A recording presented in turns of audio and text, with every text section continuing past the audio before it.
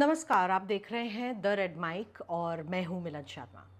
इस वक्त ईरान और इज़राइल अमेरिका के बीच एक युद्ध छिड़ गया है और जो बातें ईरान और अमेरिका के बीच हो रही थी न्यूक्लियर डीएस्केलेशन को लेकर, वो स्थिति अब ख़राब हो चुकी है। लेकिन इन सब के बीच पिस्ता हमेशा आम आदमी ही है और आज भी जो ईरान में कई छात्र हैं, मेडिकल के स्टूडेंट्स हैं जो वहाँ पर पढ़ते हैं, जो भारत से जाते हैं, जो भारत के नागरिक हैं, वो इस बीच वहाँ पर फंस गए हैं।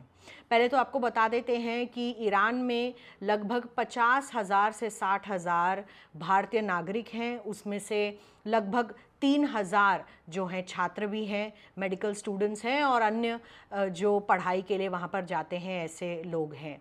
और अब मांग की जा रही है उनके इवैक्यूएशन की। आपको ये भी सुना देते हैं कि वहाँ के जो स्टूडेंट रिप्रेजेंटेटिव्स हैं, पहले वो क्या कह रहे हैं, उनकी बात सुन लीजिए। Hi everyone, I'm an Indian student and currently I'm in Tehran. The situation here feels really worst and uncertain. We really don't know what's gonna happen next. We're really grateful that the Government of India and the Ministry of External Affairs are in discussion for our safety. But in the times like these, speed matters a lot. I'm not even able to say these things because the airstrikes are happening and it's getting really worse for us. We just request for the quicker and clear evacuation as soon as possible. Please do not wait for the situation to get worse. Just help us. Just get us out of here as soon as possible. It has been struck in the morning, so it has created a really panic in all the students, and everybody is in a state of fear right now, like what we guys actually should do. So as per we have been advised that we should leave the country as soon as possible, but it was not in our hand because our university didn't allow us.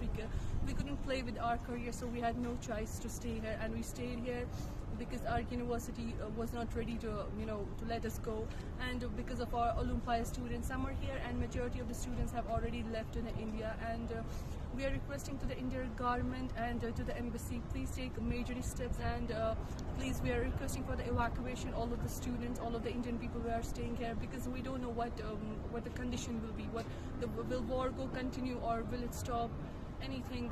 So take us in consideration. जैसा आप जानते हैं Iran में बहुत सारी cities पे attack हुआ है, तो इसकी वजह से काफी ज्यादा एंजाइटी और पैनिक क्रिएट हुआ है स्टूडेंट्स और पेरेंट्स के बीच।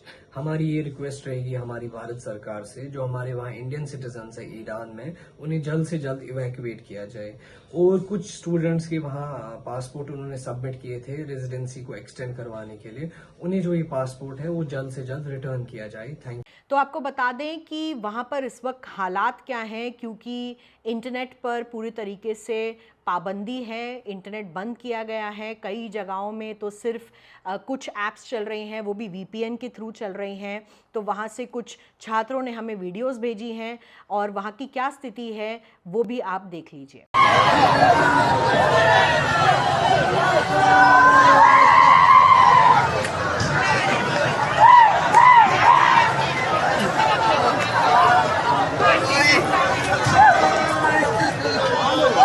तो इससे एक बात साफ आपको पता चल गई होगी कि कई छात्र अभी भी वहाँ पर फंसे हैं। जैसा कि हमने बताया कि 3,000 से ज़्यादा वहाँ पर जो इंडियन स्टूडेंट्स हैं, ज़्यादातर कश्मीरी स्टूडेंट्स हैं, वो वहाँ पर इस वक्त इवैक्यूएशन की मांग कर रहे हैं।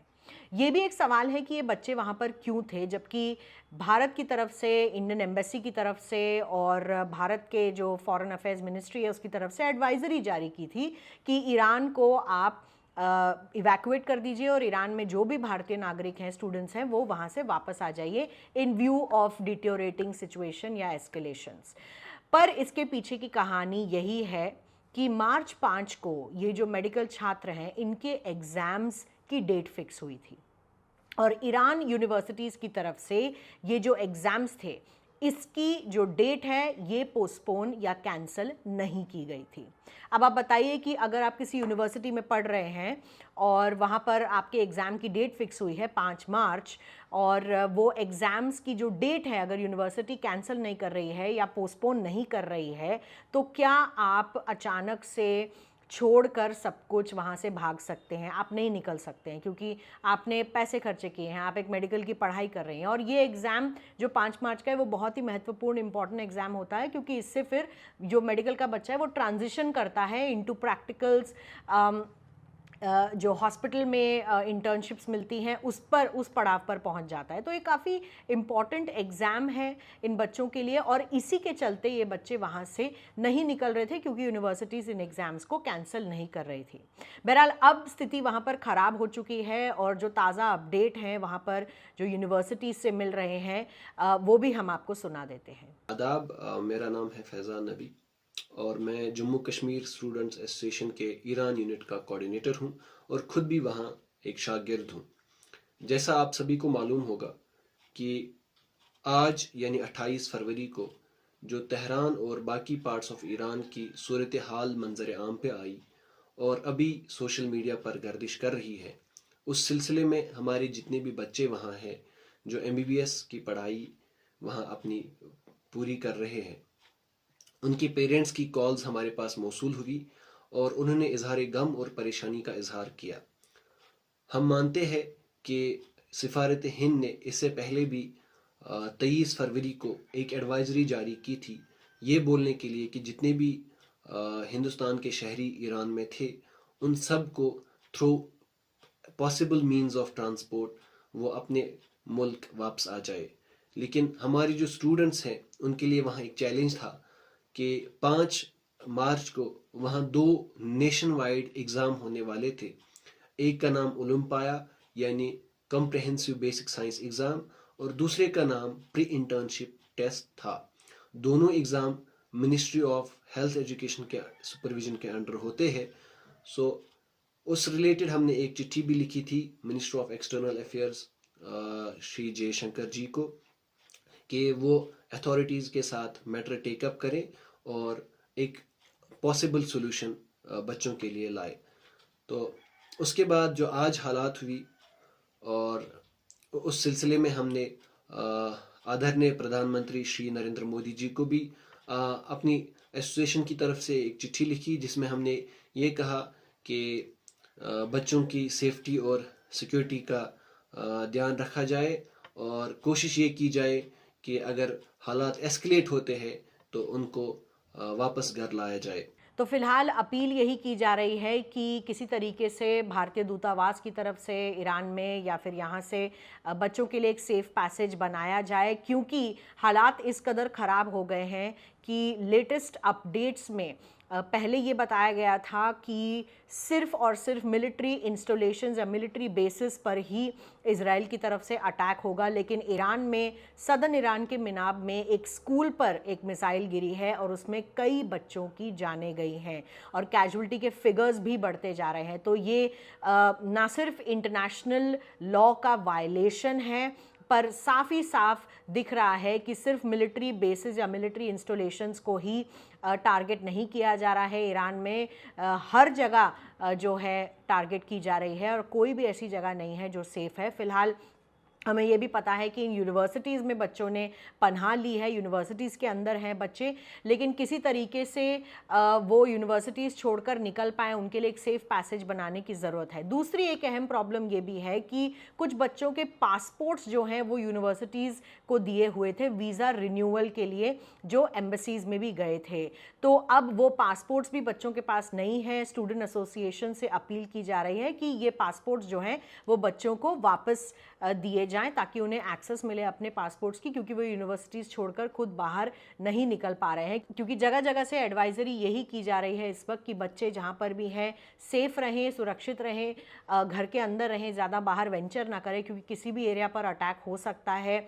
और साथ ही साथ ये जो स्थिति है लगता है आने वाले दिनों के लिए ऐसी ही बनी रहेगी, लेकिन जब तक वहाँ से भारतीय बच्चों का, कश्मीरी बच्चे जो वहाँ पर है और अन्य लोग जो हैं भारत से गए हुए ईरान में, उनका इवैक्यूएशन नहीं हो जाता है तब तक ऐसी स्थिति बनी रहेगी।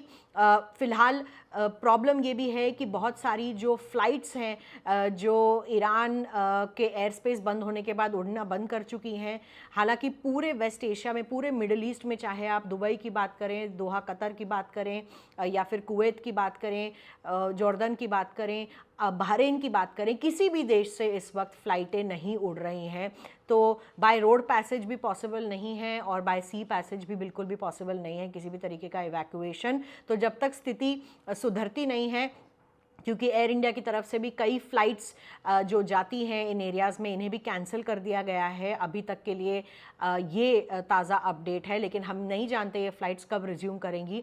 तो जो बच्चे हैं वो फंसे हुए हैं और डर की स्थिति इसीलिए है क्योंकि जैसा कि मैंने आपको बताया कि सिर्फ मिलिट्री बेसिस पर नहीं, ईरान की जो ये मौजूदा सरकार है पेजिशकियान की, उसको टारगेट किया जा रहा है, आयतुल्लाह खुमैनी को टारगेट बनाया जा रहा है, ऐसा यूएस और इजराइल की तरफ से पहले ही कहा गया है। और लगातार इस स्थिति में जो भी आसपास में होगा उसे इस रिटेलिएशन का और अटैक का खामियाजा भुगतना पड़ सकता है। तो जैसा कि हमने आपको बताया कि इसमें सबसे ज़्यादा खामियाजा आम नागरिकों का होता है और इसीलिए एम्बेसी से अपील की जा रही है कि भारत के नागरिक और भारत के छात्रों को वहाँ से सुरक्षित तरीके से ईरान से निकालकर वापस भारत लाया जाए।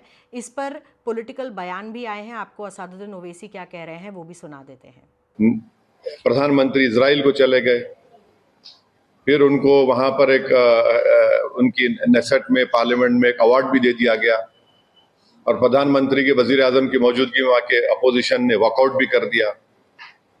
इजराइल ने नरेंद्र मोदी के इस विजिट को इस्तेमाल किया हमला करने के लिए और दुनिया को बताने के लिए कि भारत उनके साथ खड़ा हुआ है, बल्कि ये बेट्रेयल है।